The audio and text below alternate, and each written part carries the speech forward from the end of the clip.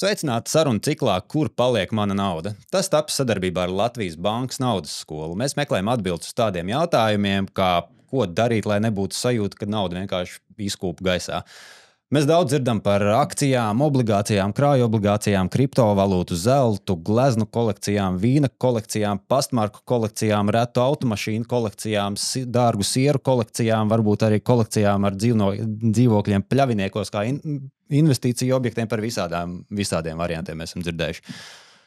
Mēs zinām, ka Latvijas ir krājējs, jo pēc Latvijas Bankas datiem vairāk nekā 9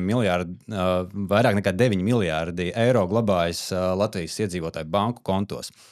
Un šie 9 miljārdi viņi tajā brīdī nepelna. Viņi apmēram tā kā erozija sagrauž Baltijas jūras krastu, tā inflācija sagrauž tos 9 miljārdus, un beigās tur nekas pār nepaliks, vai ne? Es paskatījos savā bankas kontā, un es neredzēju tur 9 miljārdus. Līdz ar to es deduktīvi secinu, ka šie 9 miljārdi droši vien ir izdalīti pa mūsu studijas vieskontiem. Tāpēc mēs esam viņus paaicinājuši šodien, un mēs noskaidrosim, ko darīt, ko nedarīt, kā sākt investēt, kā ķerties pie šiem te atbildīgiem lēmumiem.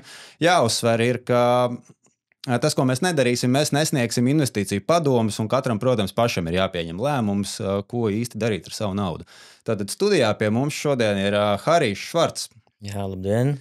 Investīciju uzņēmuma SG Capital Partners dibinātājs un Latvijas privātā un riska kapitāla asociācijas valdes loceklis. Pareizi visu nolasīju. Ļoti pareizi. Fantastiski. Un otrs viesis šodien ir Niklaus Mičuls.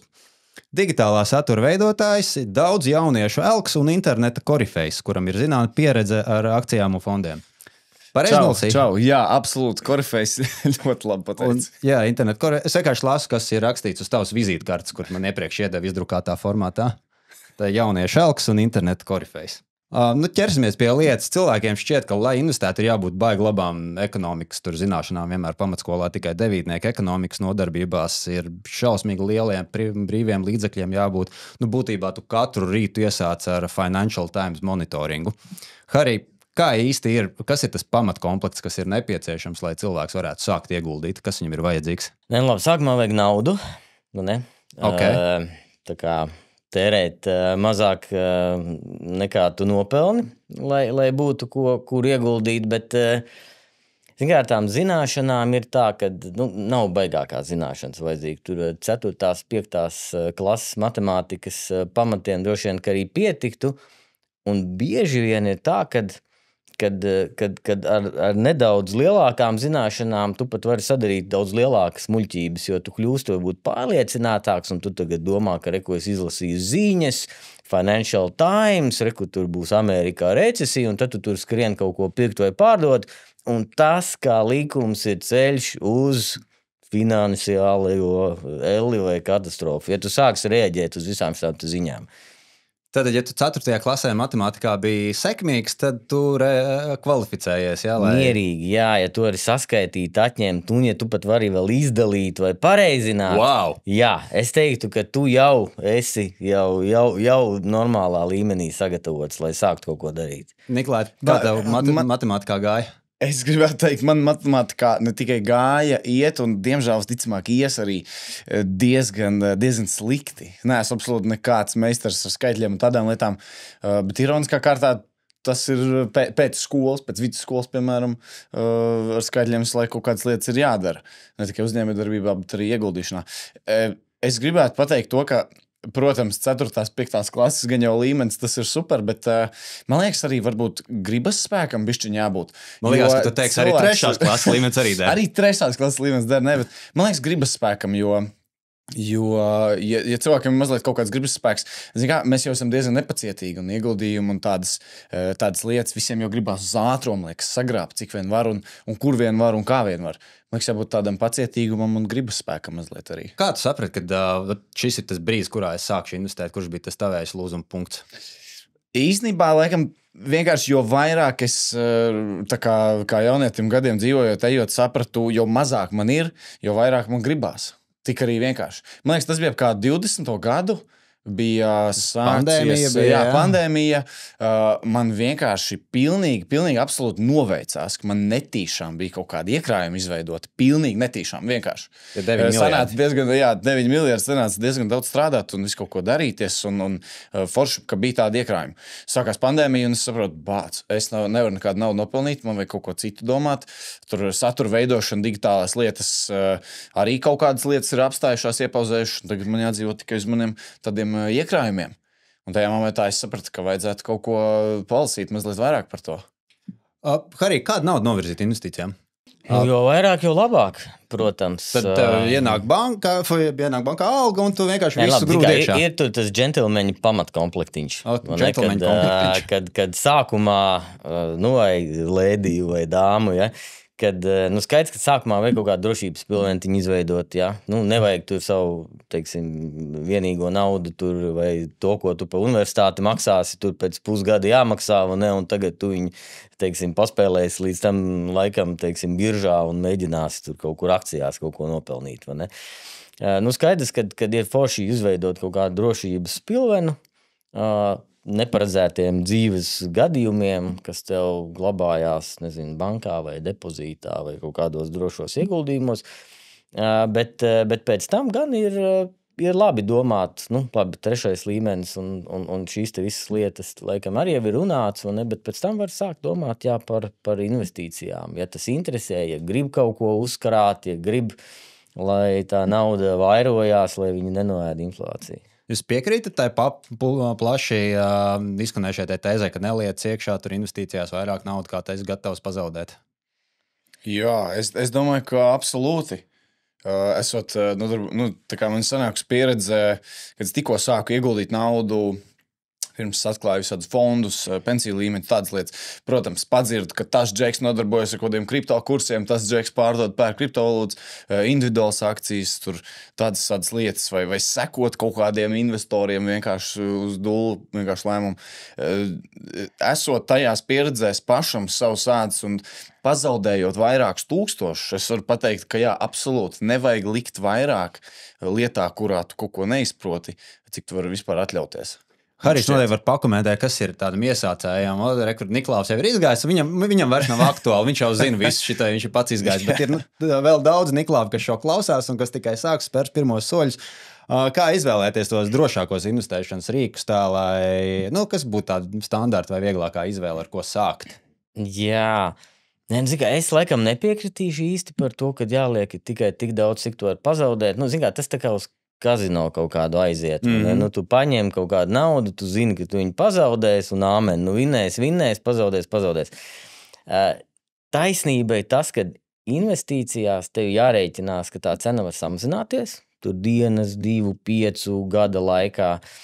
Un tad jau aiziet jau reāli jau tāda finanšu jau bišķiņa zinātne, kur tu guldi. Tā ir viena akcija, tas ir konkrēts uzņēmums. Tas ir, Amerikas 500 lielākās uzņēmums. Tu guldi globāli, tu guldi fondos.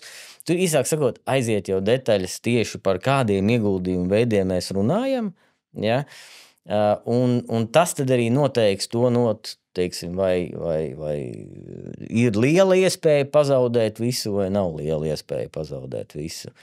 Un tāpēc arī nonākam pie tā Holivudas filmu priekšstat par to, ka investīcijas, tīpaši kaut kādas biržas, ir tāds, visu vai neko. Ja viens nepareizs manevrs, tad tu naktī zem tilta gulēsi uz tā paša Financial Times, kur tu no rīta šķirstīji. Pirmkārt, Niklaus, tu naktīs normāli guli? Kā bija sākumā, kad sāki? Es absolūti, ja kādreiz neguļu, tad tas noteikti vairs nav kaut kādu finansiālu ieguldījumu dēļ. Jā, vairs nav, tāpēc, ka izjūt cauri tādai visādai ēlei un saprotot, un kā ļoti labi tikko arī minēja par to globāli vai lokāli, vai kur tu individuāls akcijas fondos, pensiju, visās šajās lietās, izjūt tam visam cauri. Pēc gadiem jau es varu pateikt, ka jā, es varu, paldies Dievam, gulēt mierīgi, bet tā absolūti nebija gadiem atpakaļ. Patina atpakaļ to bildes, gribu zināt tavs sajūtas, ka tu pirmo reizi tikko ieinvestējis un tu redzi tur tāds zaļš plusiņš vai sarkans mīnusiņš, plus 50 eiro, ko Niklaus tajā brīdī domā. Jā, kaut kādi es atceros, pirmais ieguldījums man šķiet, man bija Kaut kādā individuālā akcijā, tas bija ap to pašu Covid laiku, saskatījos kaut kāds videoklips internetā, domāju, tagad es visu zināšu, tagad super, būšu jau kaut kur vienu soli tālāk nekā visi mani čomi un vispār jebkas, kas man apkārt ir, kas man kaut ko kādreiz mācīs. Tu ieliec, ieliec kaut kāds, man liekas, 100 eiro, tu tur paskaties, dienas beigās jau kaut kāds 101 eiro. Un es domāju, ko? Kur ir mani miljoni? Tāda sajūta, apmēram, bija. Vai arī jāiziet jau -1 eiro vai -10 eiro. Es domāju, viss pasaulē ir sācies. Sākusies vēl viena finansiāla krīze, bet tā jau nav. Viss turpina kustēties uz priekšu. Harī, ir vispār tāds iespējams laba peļņa un maziņš risks? Parasti jau tomēr tas risks iet kopā ar to peļņu, bet te ir baigākā starpība. Tas, kas tev var likties ļoti drošs īsā laikā, gada laikā, var izrādīties absolūti nedrošs 30 gadu griezumā. Piemēram, glabāt naudu depozītā daudziem šķiet droši, bet 30 gados tev ar garantiju viņu noēdīs inflācija, un tad tās naudas vēl tādai būs mazāk. Tātad sākumā šķiet baigi droši, bet realitātē, ja tu turpināsi to gadu no gada darīt, tas ir baigi nedroši. Mēs par tiem jūsu 9 miljārdiem runājam. Jā. Par maniem. Un par akcijām, ja mēs runājam par to, ka tu ieguldi nevis vienā konkrētā uzņēmumā, kur vienmēr ir jārēķinās ar to, ka viņš jau aiziet uz nulli. Man pašam ir tā bijis, kad es knapi tā kā pārlecu no viņa ārā un viņš aizgāja uz nulli un es tad domāju, kā man noveicās, vai ne? Un atšķirības starp to, ka tu ieguldi, pasaules lielākajos 500 uzņēmumos, 1000 uzņēmumos, 2000 uzņēmumos, kur jau tu esi atkarīgs nevis no viena konkrēta uzņēmuma, bet no kopumā no globālās visas ekonomikas, ja? Un tur es teiktu, ka jā, īsā laika periodā viņš var svārstīties 5, 10, 20, ir pat atsevišķi gadi, ka 50% gada laikā. Bet 20, 30, 40 gadu laikā vidēji tas ienesīgums ir 10%. Viņš kļūst drošāks, bet pie tā milzīgā lielā nosacījuma, ka tu nenorausties, ka tu turpini ieguldīt, ka tu neizņem visu ārā, ja, un tad tu tos 10% vidēji gadā vari nopelnīt, kas patiesībā ir šausmīgi daudz. 40 gados milzīgākā summa. Tas ir tā visa vēlme baigi strauji un ātri kļūt bagātam.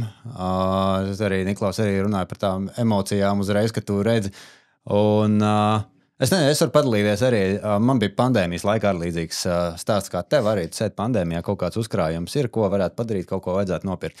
Un tā retrospektīvi, skatoties, daudz ļoti dumi lēmumu tika pieņemti, kur īstenībā varēja izvērsties par ļoti labiem lēmumiem. Un es speciāli šodien gatavojoties šim raidījumam, es nelapojos ar šo, es nopirku Nvidia akcijas par $12. Un nākošajā dienā viņas bija nokritušas par $1.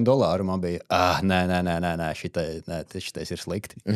Un es viņas pārdevu ar mīnus kaut kādiem $100. Ja es nebūtu tā rīkojies, tad es būtu daļa no jūsu 9 miljārdu klubiņā šobrīd. Kas cilvēkiem ir jāmaina domāšanā, lai viņi kļūtu par veiksmīgiem investoriem? Vai varbūt tas, kā jūs pieredzēt to investoru nervu, viņu arī var uztrenēt, vai tā ir vienkārši tā ir pieredze, par ko mēs runājam? Es domāju, ka tie pamatiņi droši vien ir jāzina. Ir varbūt jāsaprot, ka viņi var svārstīties, ir nedaudz jāsaprot, ja tu ieguldīsi konkrētā vienā uzņēmumā vai vienā kaut kādā, kriptoaktīvā vai vēl kaut ko, tas risks ir ļoti liels. Ja tu ieguldīsi, jau plašāk tur Amerikas, Eiropas akciju tirgos, tas tā iespēja, ka viņš tur baigi nokritīs gada laikā ir. Viņi ir būtiski, bet, 20, 30 gados tas ir mazāk. Un no tām kārtām, tev kaut kā psiholoģiski tas ir baigi svarīgi, vajag pieņemt un saprast, ka tev ir tā sajūta, ka tu esi ielicis kaut kādu naudu, un nākamā dienā tu atver to kontu, un tur ir -10% vai -20%. Un tad tev, vajag pajautāt sev, kā tu jutīsies, un vai tu spēsi, gan nenobaidīties, vai tu spēsi turpināt veikt ieguldījumus, vai tu spēsi noticēt tam ieguldījumam. Un tas ir viss svarīgākais. Jo realitātē tā statistika, ko rāda par visiem akciju indeksiem, ka viņi tur vidēji pelna 80%, reālais cilvēks to nenopelna. Un viņš to nenopelna tāpēc, ka pa vidu ir komisijas, un tāpēc, ka reālais cilvēks vidēji vienmēr noraustās un tā, ka krīt, viņš izņem naudu ārā, tad tas indeks apgriežās un iet atpakaļ, un viņš pamostās tad, kad viņš ir pīķī, un vidējais cilvēks pelna daudz mazāk nekā, teiksim, tur tie akciju indeksi rāda. Tā kā nopelnīt to vidējo, tas jau būtu mega sasniegums. Es domāju, noteikti, ka var uz komisijām un tādiem visādiem aspektiem. Nu, jau vairāk cilvēks gan jau individuāli pats uzzina lietas un cenšas kaut ko iemācīties. Noteikti tādām lietām var ietaupīt. Es savā pieredzē salīdzināju ne tikai 5 dažādus brokerus, arī mūsu Latvijas dažādām bankām piedāvājums. Jo vairāk cilvēks grib, noteikti, jo vairāk viņam pašam savu tā kā atbildību ir jāmeklē lietas. Bet, ko es gribēju pateikt, cik nopietni tam ir reāli jāpievēršās. Un jāizglītojas divas lietas. Viens ir mana zaļā pieredze, konkrēti kriptovalūtas. Visi domā, ka tur ir baigās eksplozijas un viss ir super. Es kriptovalūtos esmu pazaudējis vairāk kā 4000 eiro. Konkrēti var pateikt, tā nav jauka sajūta. Bet nu, tā ir, tas ir ok. Pēc laika tikai tu saproti, ko tas izdarīs. Un nevajag klausīties itin visos cilvēkos, kuri saka, es zinu, ko es daru. Jo man brālis ir nesen, man brālis, viņam liekas 30 gadi, viņš saka arī tur par Nvidias vai tādām akcijām, nu viskaut kādām. Viņš cenšas tīpaši tehnoloģiju aspektā ielikt. Viņš saka, nē, es zinu to, un es viņam saku, brāčka, piedod, es zinu, tu esi vecāks par mani, gudrāks par mani, IT-šniks tu visu zini, bet jebkurš cilvēks visā pasaulē, kas man pienāks un pateiks, viņam var būt miljardu kontā, viņš man pateiks, es zinu, ko es daru, es nevaru tam noticēt, jo grūti ir paraģot, man liekas, tādas lietas. Ir viena lieta, ko cilvēki baigi jauc, un viņi vienmēr uzraujās uz to. Viņi jauc labus uzņēmumus ar labām investīcijām. Tas pilnīgi nav viens un pats. Mums var patīk iPhones, pēc nenozīmē, kad Apple'ā ieguldīt vajag, ja? Jo varbūt tas Apple's ir šausmīgi dārgs. Tā cena ir dārga pret to, ko viņš pelnīs, un tas pats arī pa Nvidia un visiem pārējiem. Mums var patīk tā kompānija, vai tā ir Latvijas vai starptautiska, bet tas absolūti nenozīmē, ka tas būs labs ieguldījums. Un cilvēki vienmēr kaut kā paraujās uz to, ka tur tagad jaunas brilles izlaistas, jauns tas, tur jauns updates un tas un šitais, un tāpēc es ieguldīšu neskatoties ne uz kaut kādiem finanšu parametriem, ne uz ko. Tagad sēž cilvēks, klausās jūsu iedvesmots, viņš skatās viņam, ok, man ir ienākumi, man katru mēnesi, nezinu, teiksim, paliek tur kaut kādas daži simti pāri, ko viņš katru mēnesi būtu gatavs ieinvestēt. Kā jūs tehniski ierosinātu to investēšanu? Tā kā visu naudu uzreiz vai sadalīt daudz mazos maksājumos katru dienu pa 5, vai nezinu? Jā, tas mans ieteikums droši vien būtu meklēt palīdzību. Meklēt palīdzību, jā. Jo zobus mēs arī nelabojam paši parasti, vai ne, ir, kas droši vien ir mēģinājuši, vai ne, bet mēs tā kā rūpējamies par viņiem tīram, bet tad, kad jāremontē, mēs ejam pie speciālistiem un es ieteiktu tomēr parunāt ar cilvēkiem, kas konsultē par šiem jautājumiem, kas ir kaut kādi investīcija eksperti, kas var nedaudz pastāstīt, kādi fondi pieejami, cik kur kas maksā, tur.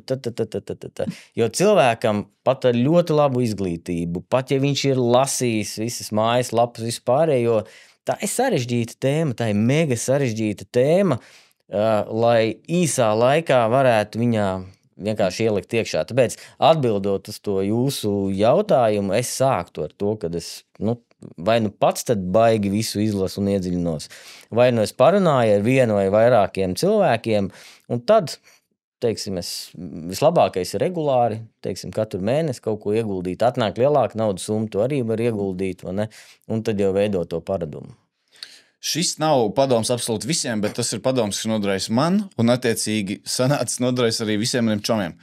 Divas lietas, ko es pētījis netā, internetā ļoti labas par Bogleheads, par džeku, kur uzvārds Bogle, tur var ļoti daudz ko izpētīt, un tāda lapa, ko es zinu, ko es čekoju, Banker on the Wheels, jo ir ļoti svarīgi saprast arī, kā strādā nodokļi, tīpaši jo vairāk cilvēks individuāli tajā lietā iebrauc iekšā, kā strādā nodokļi, kā lietas notiek tīpaši Latvijas, Eiropas kontekstā, kā, piemēram, ir tie paši fondi Amerikā. Cilvēki domā, ka mēs varam nopirkt to pašu, kas ir tur amerikāņiem piedāvājumā, bet tā jau arī nav, jo mums Eiropas Savienībā ir dažādas citas regulas tam. Tā kā Bogleheads un Banker on the Wheels ir mans tāds ieteikums neitrāls, ko es esmu atradis no daudz dažādiem netik neitrāliem un ļoti, ļoti objektīviem visādiem saitiem un lapām internetā. Bet laikam mana pieredze bija tāda, ka es pavisam vienkārši sāku internetā meklēt to. Galvenais nepirkt nekādus tur kursus, es teiktu, kur ļoti labi ir profesionāli, piemēram, ieguldītāji, cilvēki, kas nemās ar finansēm, kas var kaut kā pakonsultēties. Tādiem cilvēkiem varbūt ir vērts samaksāt, bet noteikti nevajag pirkt kaut kādus kursus. Pirmā lieta internetā vajag papētīt, kas ir piedāvājumā, kas ir tirgū, vai ne? Jo kāds var izveidot māla trauciņu, ja tu pat nezini, kāda ir materiāli. Tev vajag kur mālu, tev vajag kur vērpt kaut ko, tev vajag kaut krēsliņu, kur pasēdēt. To visu savācot kopā, tu jau kaut ko zināsi, lai man šķiet kaut ko vispār izveidotu. Harijs saka, ka vajag meklēt kaut kādus ekspertus, bet es nezinu, katrs, kurš ir atvērs vaļā TikTok un tur pusstundu pasēdējis, zinās, ka tie eksperti ir pieejami pa brīvu un ļoti daudz. Reku Niklaus ar pie dažiem bija aizgājis un 4 štuks teica, pakāsīja. Tas bija pirms, tas bija uz manu pašu prātu, pirms es vispār sāku kaut ko par to izzināt. Vienkārši padzirdēt, burtiski tā arī bija padzirdēt TikTokā, tā kriptovalodas tur tas coins uzliks un jā, tagad pirkšu un darīšu. Es droši vien sākumā, es neesmu nevienā bankā vairs nestrādāju. Ja? Okay. Tā kā es varu mierīgi reklamēt viņu produkciju, es esmu neitrāls, es neesmu ieinteresēts. Es sāktu ar kaut kādu finanšu iestādi Latvijā, kas tev ir uzticama, kurai tu tici, kas ir regulēta, licencēta, kā likums viņi piedāvā. Teiksim, kaut kādus konsultantus, ekspertus, vai viņiem ir kaut kādi materiāli, un viņi tev iedos to sākumu, viņi tev pastāstīs. Tu varbūt pie viena noklausīsies, tu pēc tam pats pameklēsi, izdarīsi, bet viņš tev iedos to pamatiņu gan par Latvijas nodokļiem, gan par varbūt kaut kādām komisijām, gan par kaut kādiem risinājumiem, kas viņš, teiksim, kas ir pieejami. Jo realitātē tas ir baigi sarežģīti. Es pats, es esmu investīcijās 25 gadi. Ja es atveru kaut kādu brokeru platformu, man ir jādomā un ilgi, lai saprastu vispār, ko tur var izdarīt. Tur ir tūkstošiem, simtiem fondu akciju. Akcijas ir 30,000 pasaulē. Fondu arī, tur reāli visi apjuks. Un cilvēks, kas to nav darījis, viņš apjuks vispārākajā pakāpē. Tāpēc, nevajag kautrēties, es domāju, vajag paskatīties. Ja tev ir kāds labs draugs, kas ar investīcijām nodarbojas, arī viņu var parunāties, bet, tiešām tādu, kurš, ne tikai ar kripto, bet varbūt arī ir ar kaut ko klasiskāku. Drošāk, jā, klasiskāk. Niklā, pastāst, kā neuzķerties uz krāpniekiem. Absolūti, kur es tikko pateicu, kur es esmu meklējis savus informācijas avotus. Pirmkārt, tas nenozīmē, ka man ir kaut kāda autoritāte, lai es varētu to ieteikt kādam. Nē, jo vairāk cilvēks uzdod jautājumus par ieguldījumiem šai pasaulē, man liekas, jo vairāk tu vari izvairīties no visādām kļūdām. Visu vienmēr jāskatās ar skepsi, tīpaši tagad mūsdienās, kad ir diezgan daudz tādi krāpnieki. Katrs zina, katrs ir labākais savā jomā, katrs ir eksperts ar savu viedokli. Man šķiet, es tajā redzu divus variantus. Pašam kaut kur uz savu ādu censties vienkārši neapjukt tajā visā un tiešām meklēt, cik vien daudz internetā var. Tas būs sarežģītāk. Varbūt labāks, klasiskāks, vienkāršāks veids ir, kā arī tikko ļoti labi minēja, atrast kādu varbūt ekspertu, kādu klasiskāku variantu, tām pašām bankām pakonsultēties.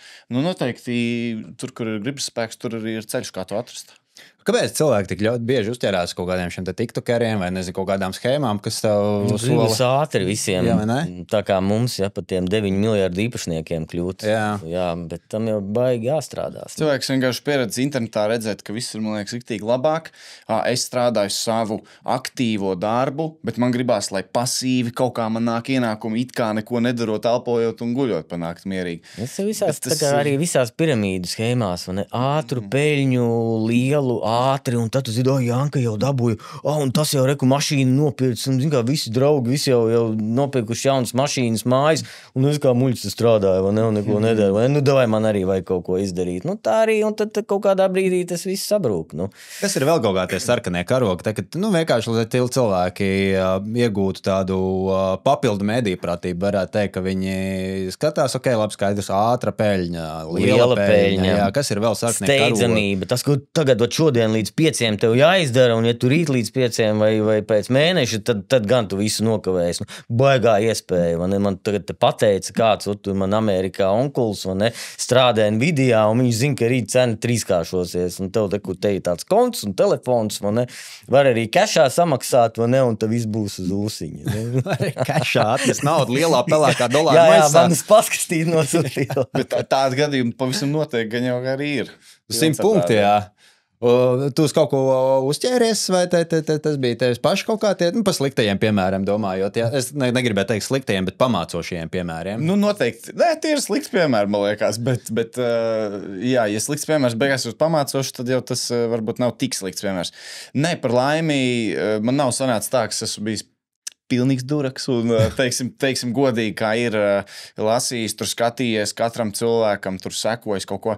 Es kaut kā diezgan laicīgi esmu jau noķēris to, ka visi, kas mēģina pārdot kursus un individuālas tādas lietas un ieteikt kaut ko konkrēti, tas man nedara, jo realistiski jau grūti ir paredzēt, kas kā kāps vai kritīs. Bet, nu, vienkārši, jā, principā, laikam, cik uz savu ādu tās mana kaut kāda pieredze man ir bijusi, tik arī es esmu pats, laikam, noeksperimentējis. Arī vispār ir iespējams tā, nu, droši prognozēt, ka šitais pieaugs vai šitais kritīs? Vai arī tur mums laika mašīna vajadzēja? Tas drošākais ir depozīts vai valsts obligācijas. Nu, tas klasiski skaitās droši. Nu, Latvijas valsts obligācijas, krājobligācijas 2%. Ja, un ļoti lielu varbūtību, teiksim, tu viņus arī saņemsi. Viss, kas jau iet augstāk, ja, tu 4, 5, tur jau ir kā likums kaut kāds riska elements iekšā. 8, 10, tur viņš ir vēl lielāks. Viss, kas ir virs 10, tur jau es teiktu, tas riska līmenis ir krietni augstāks, to var dabūt, to var nopelnīt, bet tas ir sarežģītāk, daudz mazāk cilvēki reāli to ir spējīgi izdarīt. Un es teiktu, viss, kas ir virs 15-20% gadā, tas jau ir tāds, nu, kur es ļoti skatītos, ļoti domātu līdzi, kas tas ir par produktu, kā to izdarīt. Kā likums tādu lielu, milzīgu peļņu pelna ar uzņēmējdarbību. Lielam uzņēmēji ir vislabākie investīcija eksperti, ja mēs paskatāmies, cik realitātē tādi lielākie pasaules uzņēmēji, varenākie ir pelnījuši, ja tādā procentu izteiksmē, skaidrs, ka viņi ir pelnījuši vairāk par jebkuru investīciju ekspertu, kas viņiem māca pēc tam, kur to naudu likt, vai ne? Bet tādu cilvēku maz. Un arī tādas peļņas, kas pieaug tādos apmēros, tas ir kosmos. Tiem kursu pārdevējiem vienmēr pat smūžīgais oksimorons. Ja jau tu tāds gudrinieks esi, tad kāpēc tu man mēģini iesmērēt savus kursus par 39,99, nevis dzīvo kaut kur ļoti skaisti, kaut kādā milzīgā saurumā, jā. Bet ir gan vienīgais, tur, kur es varētu validēt, kad es arī kursus nepārdodu, ne, bet bankā nestrādā kursus nepārdod. Ko tu dari vispār? Vismaz ir savs kriptokoins. Mums ir pāris labas programmas Ir tā lieta, Latvijā. ko es sākumā teicu, lai nopelnītu kaut vai šo te vidējo līmeni, vienkārši nopelnītu to, cik vidēji pelna tur Amerikas, Eiropas vai pasaules globālie akciju tirgi, tas ir sarežģītāk nekā varētu likties. Un ir kursi, kas māca, kā to izdarīt pareizi, ar zemām izmaksām, plānojot nodokļus un kā to vislabāk izdarīt. Un visforšākais ir, protams, ka tas beigās nebeidzās ar kaut kādu manu fondu vai manu konta numuru vai vēl kaut ko. Ja tie ir tikai kursi, kas tev māca bez, teiksim, tādas ļoti agresīvas tiešās pārdošanas, vai ne, es domāju, ka viņos būtu vērts paklausīties. Ok, tagad mēs pa brīdim iespēlēju to, ka tur, ja būtu laika mašīna, mēs visu kaut ko varētu. Ja būtu laika mašīna, jūs varētu sev iedot kaut kādu padomu, pirms 10 gadiem. Ko jūs sev iedotu? Es sev droši vien teiktu, ka nesteidzies ar to Nvidias pārdošanu. Tas varētu būt viens padoms, ko es pats sev teiktu. Varbūt jums ir kaut kas cits. Jā, es arī varētu, 10 gadus atpakaļ pastīties, te virknes akcijas, tur Amazonas, vai ne, tur Microsoft vēl kaut ko sapiekties. Nē, es tāds beigās lielās kļūdas, laikam, nepieļauju. Var kaut kāds padoms, ka tiem, kas, teiksim, uzskata, ka, investīcija nav man labāk, lai tie mani miljardi stāv man kontā. Nē, vislabākais jau droši vien, ja tu neesi, sakot, investēt ir sarežģīti, bet ja tu neko nedarīsi, tad tā nauda kontā zaudēs savu vērtību. Ja? Un tātad izvēlies, kura sāpe tev ir lielāka. Vai tu gribi kaut ko mācīties un varbūt nedaudz uzņemties risku, pelnīt vairāk, vai tu labāk samierinies ar to, ka viņi tev vienkārši gula. Un tad ir vienkārši jārīkojās. Tā kā, kā gribi vinnēt loterijā, nopēc vismaz vienreiz to loterijas biļeti. Un tā arī šeit sāc, parunājies ar kaut kādiem speciālistiem bankās un izveido to kaut kādu paradumu. Iespējams, es ieteiktu sākt kaut ko drošāku, ar obligācijām, nevis uzreiz agresīvām akcijām. Parādi sev, ka tu vari nopelnīt, parādi sev, kā tu jūties, kad akciju cenas krītās, un ja tu to vienreiz tam ciklam esi izgājis cauri otro reizi, tad tu to risku jau vari bišķiņ, celt uz augšu. Es noteikti sev, atskatoties, būtu ieteicis tādu lietu, ka tagad, atskatoties uz to laika posmu, man tas periods nav bijis tik ilgs ar ieguldījumiem, bet es ceru, ka vienu dienu būs katrā ziņā. Mans periods ir, man liekas, kādi pēdējie 5 gadi apmēram, 4-5 gadi, kopš es spekulēju, kopš 20. gada, kopš spekulēju, skatos un cenšos sataustīt savu riska toleranci, kas vispār ir mans drošības spilvens, ko es vēlos un cik agresīvi es tam gribu pieiet. Un tagad tā atskatoties, kaut kādus pāris gadus atpakaļ, es jau īstenībā atradu to savu stratēģiju, pie kuras es pieturos līdz šai dienai. Bet tāpat pa pēdējiem kādiem 2 gadiem es esmu kaut ko nobijies, kaut ko nesapratis, kaut ko nezinājis, vai laikam vairāk. Bet pamatā, ja es varētu 2 gadus atpakaļ paiet, es vairs nebūtu neko eksperimentējis, bet no visām tām savām olām groziņā atstājis to vienu, teiksim tā, visu to groziņu atstājis, nevis katru olu mēģinājis individuāli kaut kur vēl bakstīt. Tā kā noteikti ātrāk sapratis, ko man vajag, ko man nevajag. Turpinājis tikpat daudz izzināt, kā es to centos darīt agrāk, bet tāds svarīgākais laikam to riska toleranci sapratis ātrāk. Jā, jo es ar risku, man diemžēl patīk draudzēties arī ne tikai uzņēmējdarbībā, satura veidojot, bet arī izrādās ieguldījumos, un tiklīdz es sāku sagramot, cik daudz es varu apmēram dabūt, cik daudz es nevaru dabūt, kā strādā inflācija, kāda ir mana riska tolerance un drošības spilvens mans. Jo ātrāk es to sāku sagramot, jo labāk es sapratu, par ko man nevajag domāt, kur vajag ieguldīt un ko vispār aizmirst. Un vispār mēnesi tas viss mainās pie tam laika gaitā. Zin, kā tu sākumā varbūt no kaut baidies. Tev izveidojas pozitīvu pieredzi, tu jau esi drosmīgāks, vai ne? Vai no otras puses tieši pretēji, tikai tad, kad tu pazaudēsi pirmos 10-20%, saprīsi, nē, tas nav priekš manis, es eju kaut ko drošāku.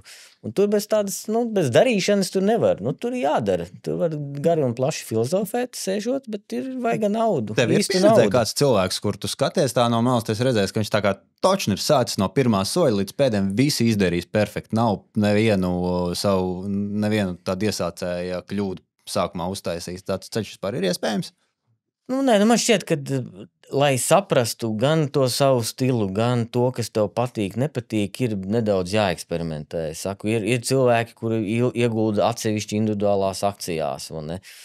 Tas ir viens tāds daudz riskantāks, bet, zin kā, tu atkal varbūt esi daudz pārliecinātāks par to, kur tā tavu nauda aiziet. Citi atkal vairāk ar kaut kādiem tur Amerikas, Eiropas ieguldījumiem, ar fondiem, indeksfondiem, visu pārējo. Es domāju, ka tā uzreiz...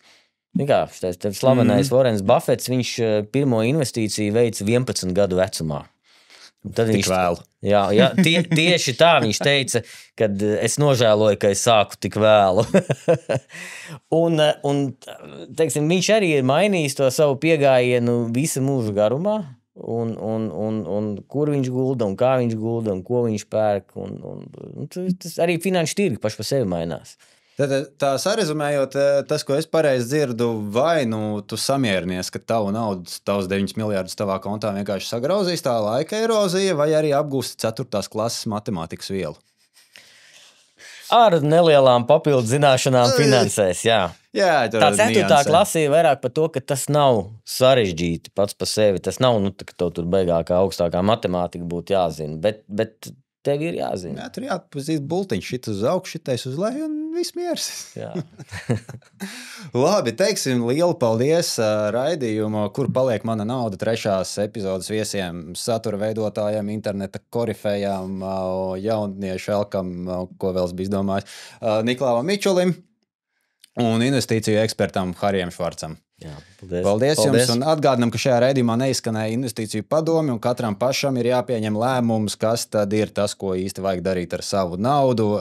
Var klausīties, kritiski vērtēt, un ja vajag kaut kādu papildus informāciju atrast, tad var ielūkoties Latvijas Bankas interneta vietnē naudasskola.lv, kur iegūs noderīgu informāciju finanšu pratības jomā.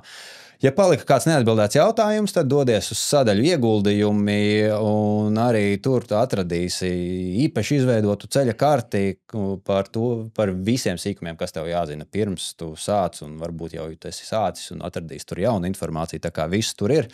Un paldies, un tiekamies jau nākamajā, kur paliek mana nauda epizodē.